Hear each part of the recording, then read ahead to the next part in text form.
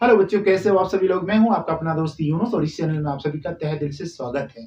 जैसा कि screen board पर आपको दिखलाई दे रहा होगा कि आज का हमारा जो नया टॉपिक है वो इलेक्ट्रिसिटी है, जिसको हिंदी में विद्युत कहते हैं। तो आपको समझ में आ गया होगा कि आज का हमारा सिलेबस क्या होने वाला है। तो देर ना करते हुए चलिए सिलेबस की तरफ हम आगे बढ़ते हैं। तो जैसा कि आप देख रहे हैं यहाँ पे कुछ पॉइंट्स को दर्शाया गया है, इसके बारे में जानना बहुत जरूरी है। पहला है आवेश, दूसरा है तत्व, तीसरा है आपका विद्युत धारा। इनके बारे में जब हमें पता चलेगा तब जाकर हम इसको अच्छे से समझ पाएंगे। जैसा कि हम देखते हैं कि ये प्लास्टिक का है, लेकिन अगर इसको बाल में रगड़ा जाए और रगड़ने के बाद ये छोटे छोटे तिनकों के पास अगर लेकर जाते हैं तो ये छोटे छोटे तिनके को अपनी तरफ आकर्षित कर लेता है, मानो जैसे कि एक कोई चुंबक हो और लोहे को अपनी तरफ आकर्षित कर रहा हो।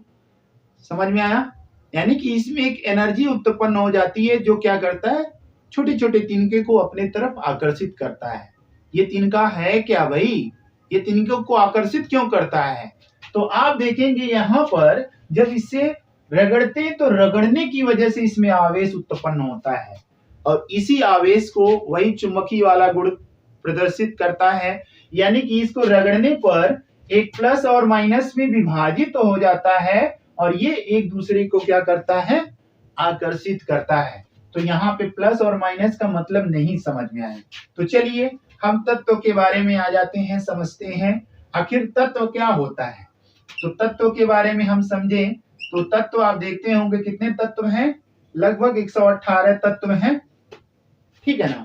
तो 118 तत्वों में यहाँ पर देखेंगे कुछ तत्वों को धातु की कैटेगरी में रखा गया है, कुछ तत्वों को अधातु की कैटेगरी में रखा गया है और कुछ तत्वों को उपधातु के रूप में रखा गया है आवर्त सारणी में, जैसा कि आप देखेंगे, ठीक है ना। तो धातु के बारे में क्या कहा गया है? धातु विद्युत का सुचालक होता है, ठीक है। अधातु क्या होता है? विद्युत का कुचालक होता है।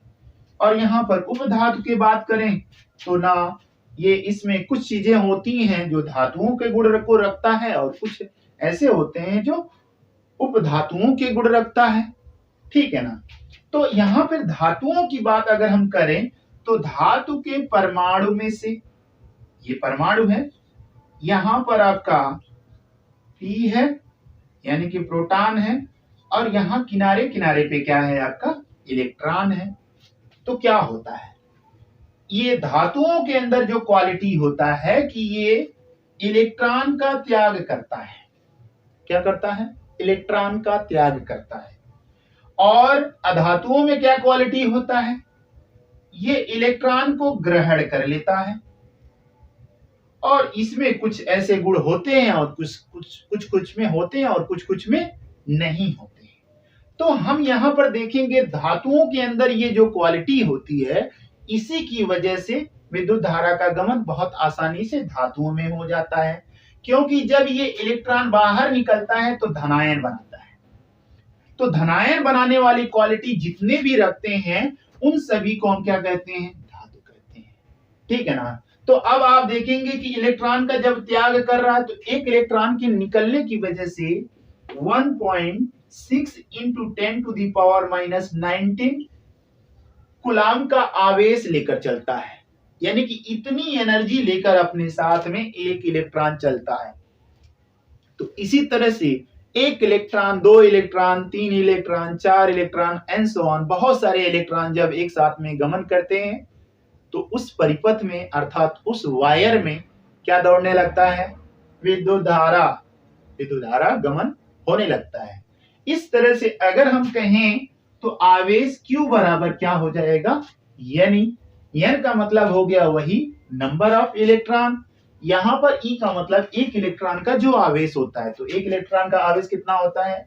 1.6 इंटू 10⁻⁻19, ठीक है ना। तो अब यहाँ पर देखेंगे Q बराबर IT कहा गया है। तो Q बराबर IT क्यों कहा गया है भाई? तो Q बराबर I, विद्युत धारा कहां से निकला है? I बराबर होता है Q बाई T, ठीक है ना, कितने समय में कितने आवेश गमन कर देता है, यानी कि कितने आवेश में कितने इलेक्ट्रॉनों का निकल जाना ही उसके विद्युत धारा को बताता है। यानी कि यहां पर देखेंगे तो Q को हम कह सकते हैं यानी और बाई टी, मतलब कितने समय में कितने इलेक्ट्रॉन निकलते हैं, इस अनुपात को ही हम क्या कहते हैं, विद्युत धारा कहते हैं। तो आपको ये चीज समझ में आ गया होगा कि आवेश किसको कहते हैं, आवेश इलेक्ट्रॉनों की वजह से चलता है। अब यहाँ तत्व क्या है, तो तत्व 3 प्रकार के होते हैं, धातु, अधातु और उपधातु। और इन्हीं तत्वों में ही, ऐसे तत्वों में अर्थात धातुओं में ही विद्युत धारा बहुत आसानी से गमन करता है। तो अब यहाँ पे नाम आया इलेक्ट्रिसिटी। तो भाई इलेक्ट्रॉन से ये मिलकर बना हुआ, इसमें प्रोटॉन का कोई योगदान नहीं है, इसीलिए इसका नाम क्या पड़ा है, इलेक्ट्रिसिटी या अर्थात विद्युत। एक कूलम आवेश में कितने इलेक्ट्रॉन होते हैं, यानी कि इलेक्ट्रॉनों की संख्या क्या होती है। तो आप देखेंगे चूंकि Q बराबर क्या होता है, Ne, ठीक है ना। तो यहाँ पे कह रहा है कि Q का मान क्या है, 1 कूलम है। तो 1 कूलम में कितने इलेक्ट्रॉन होंगे, नंबर ऑफ इलेक्ट्रॉन कितने होंगे। तो अब इस सवाल में जब हम इस सवाल को लगाएंगे तो लिखेंगे यानी, इसीलिए Ne बराबर Q, तो N बराबर क्या हो जाएगा, Q बाई E। अब Q का मान कितना दिया है भाई, Q का मान दे दिया है 1 कूलम, E का मान कितना होता है, अगर ये दे या ना दे तो भी आप हमेशा अपने दिमाग में बैठा लीजिए 1.6 into 10 to the power minus 19 होता है। तो अब आप देखेंगे कि कितना होगा, ये पॉइंट हटा दे तो हो जाएगा 10 और बटा क्या हो जाएगा 16 और गुणे 10 पे पावर 19, ठीक है ना। ध्यान से देखेंगे यहाँ पे माइनस है, जब ये ऊपर आएगा तो ये प्लस में हो जाएगा, ठीक है ना। अब क्या कर लें, इसको काट दें तो कितना हो जाएगा, 5 दूना 10, 2 आठे 16, ठीक है ना। तो क्या हो जाएगा, अब इसे काट दीजिए। तो आप देखेंगे यहाँ पे काट लीजिए ऐसे करके, तो कितना हो जाएगा, पॉइंट लगा दीजिए 50 हो जाएगा। तो कितना हो जाएगा, 8 6 का 48, कितना हो गया 2, पॉइंट लगा देने के बाद यहाँ पे 0 मिल गया, 8 दूना 16, कितना बच गया 4, 8 पचे 40, ठीक है ना। तो यहाँ पे मान कितना आया, 0.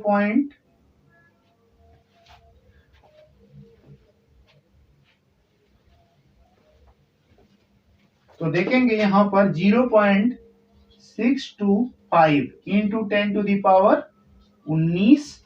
तो इसका मतलब हुआ क्या, इसका मतलब ये हो गया कि n बराबर आपका हो गया 6.25 इंटू 10 टू दी पावर आपका 19 इलेक्ट्रॉन,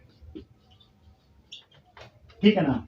तो जब इतने इलेक्ट्रॉन गमन करते हैं तब जाकर 1 कूलम आवेश तैयार होता है, ठीक है ना। एक आध क्वेश्चन और देख लेते हैं।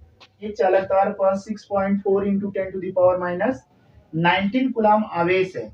इस चालक तार पर सामान्य अवस्था से कितने अधिक अथवा कम इलेक्ट्रॉन होंगे।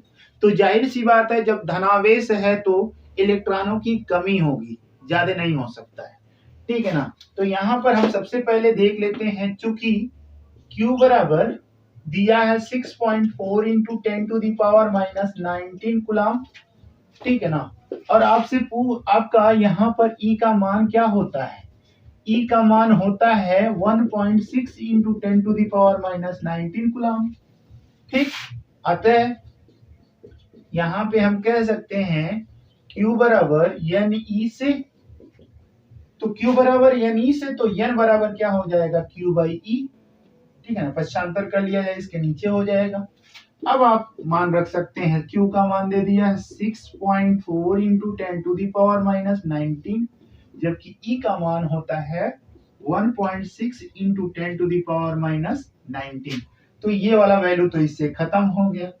अब देखेंगे पॉइंट से पॉइंट भी खत्म हो गया, तो ये आपका हो गया 64, ये हो गया आपका 16, 16 कम 16, 16 चौक को 64। तो n बराबर क्या हो गया 4। जो कि आपका धनावेश है। तो भाई धनावेश का मतलब इलेक्ट्रॉनों की कमी, क्योंकि इलेक्ट्रॉन जब त्याग करता है तब जाकर धनावेश बनाता है। तो 4 इलेक्ट्रॉनों की क्या होगी, कमी होगी। अतः 4 इलेक्ट्रॉनों की कमी होगी, कमी होगी। ऐसे ही सारे क्वेश्चंस को आपको लगाना है। तो यहाँ पे कुछ क्वेश्चंस आपको नजर आ रहे होंगे, ये क्वेश्चन आप खुद से लगाएंगे। Thank you so much, bye bye.